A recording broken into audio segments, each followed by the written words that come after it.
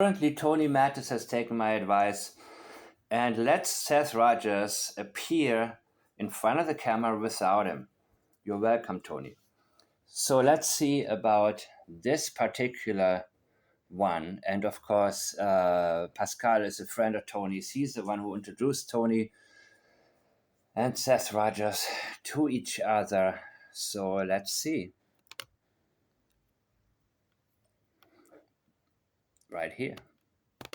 What did it have to do with Sebastian? Yes. That information that had to do with Sebastian. Go ahead. What are you going to say?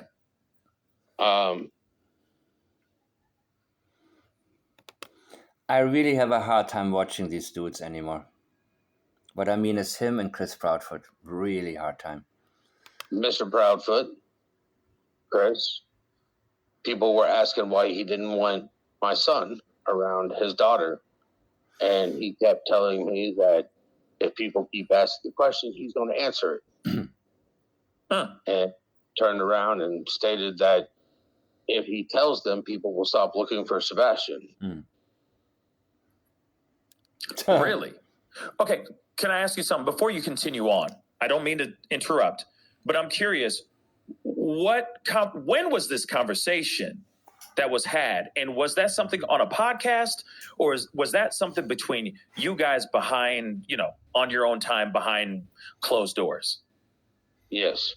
So him sitting there saying, "I don't want." Go ahead. What were you gonna say? It was over the phone. Okay, so him saying, if people start asking why I don't want Sebastian around Faith, they won't go and look for Sebastian. If they found out the truth. Yeah. That people wouldn't go look for my son. Okay. I told him you don't want to go down that route. Gotcha. And he said this between you and him. Katie was on the phone too. Of course. So Katie was on the phone as well. Okay. Of course. So what was the conversation like? I mean, was this just a regular conversation, or was this a full-on blown out argument? Both. I think he tried to make it one. It wasn't going to be one. Okay. I heated because I didn't appreciate him saying that, when it's like, dude, it's just another time that you and his mom have failed him. And I'm sitting here trying to put the pieces back together. Gotcha. Yeah. Okay. My whole issue. Another time that you and his mom failed him. Well, I don't know if it's applicable in this particular, scenario, but okay. About that is, if you cared that much for my son as you do your daughter, that you don't want my son around because there's a possibility. Mm-hmm. Why weren't you thinking about that when he's under your roof?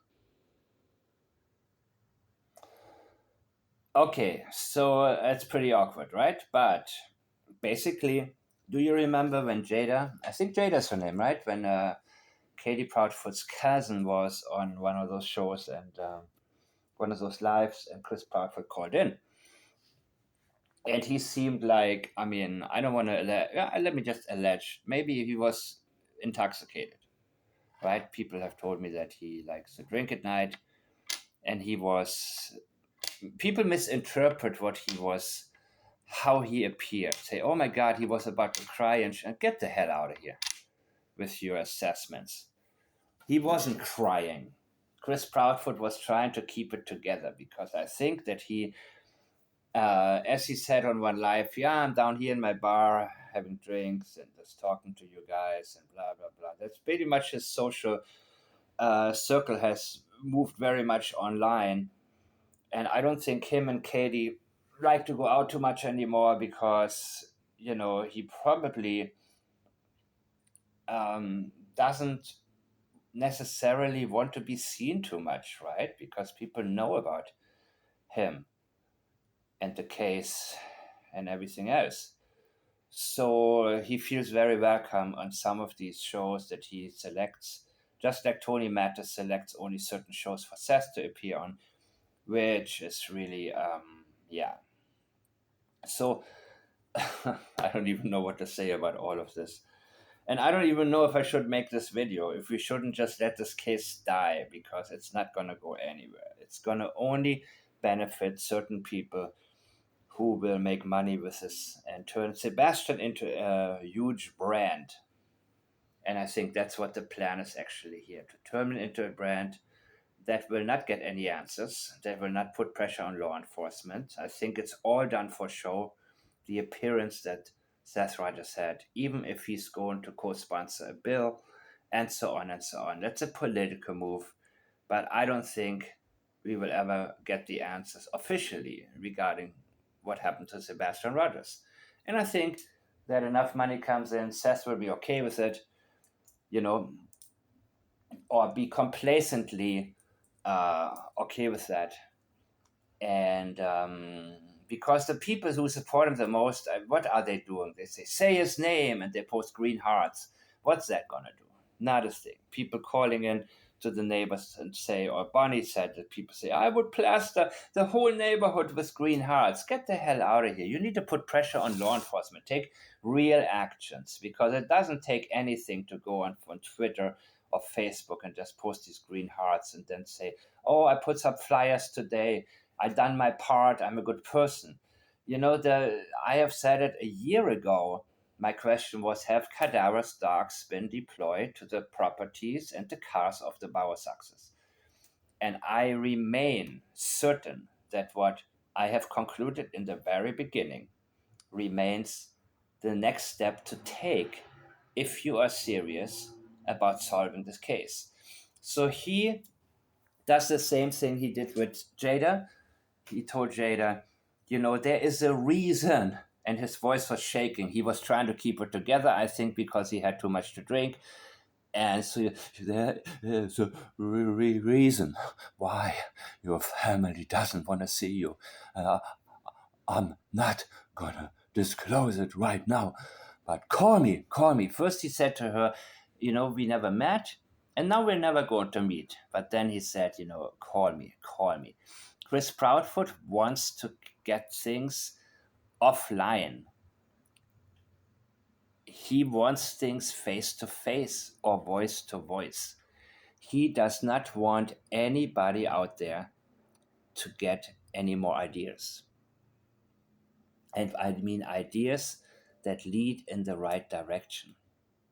And he is scared of that. He is not scared of law enforcement. He's very, very scared of anything maybe going viral. Anybody saying something where the rest of the population goes, oh my God, that's it. Remember when a woman talked about the neighbor and the cameras and the pathway that may have been taken at that night around 3 a.m.? Those are the kinds of comments he replies to when it gets too close to home. When Seth repeated a claim that Chris Proudfoot's mother was seen at Worsham's close to the house of Sebastian in the early morning hours of Monday, that's when Chris Proudfoot snapped. He likes to silence people in the way that he, at one point in his life, has learned to do that. And it's pretty effective. So apparently, very early on, Chris Proudfoot stated, I'm not going to let Sebastian around my daughter, Faith. People have been wondering about this comment.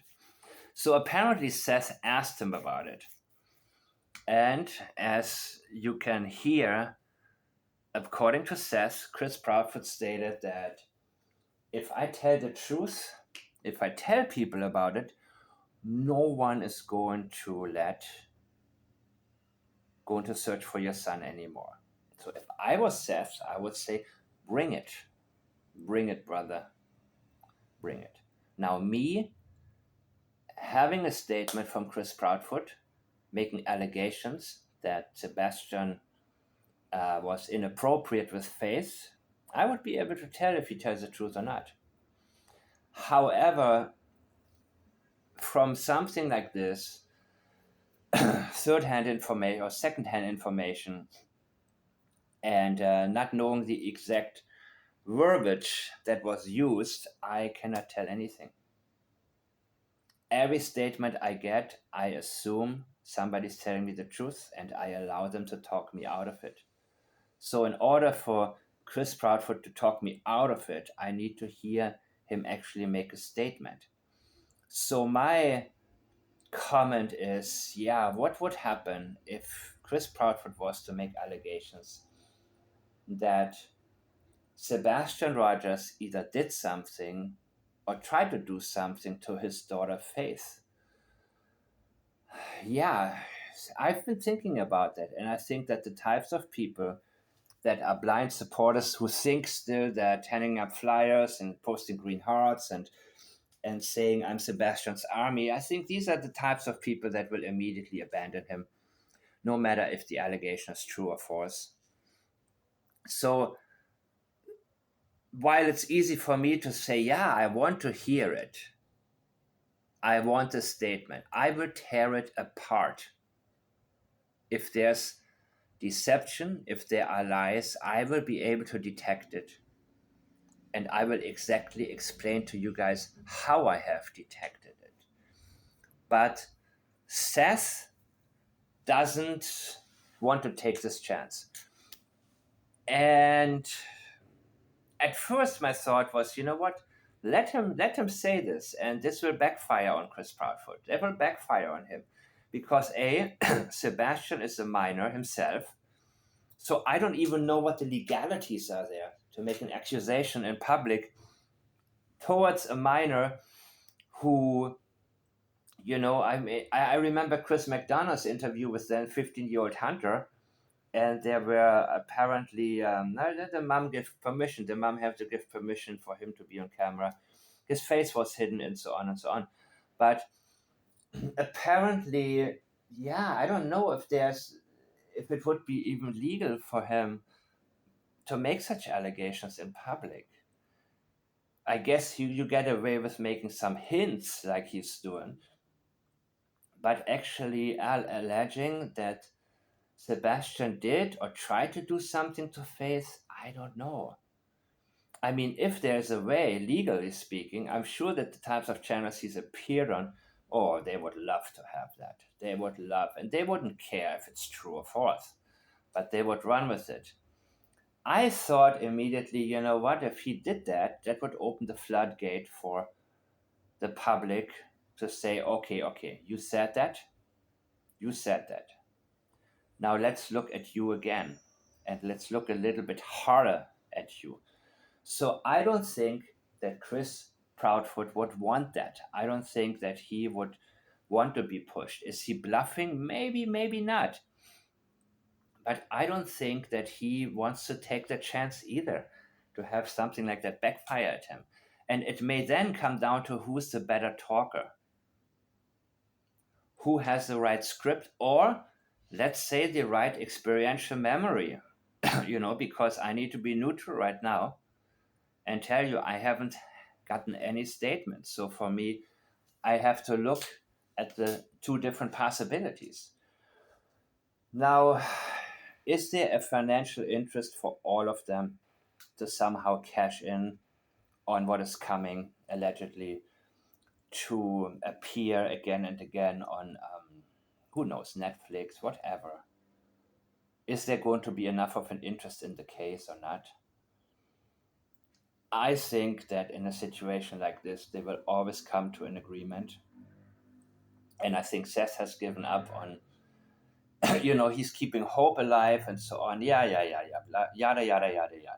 He's already given up, I think, from the beginning. And since Chris Proudfoot has this way of telling people, well, don't worry, your secret is safe with me, but you don't want to push me. That is exactly why from the very beginning, it was so strange to me how passive Seth Rogers was, which is why I immediately thought they got something on him. And what was it about?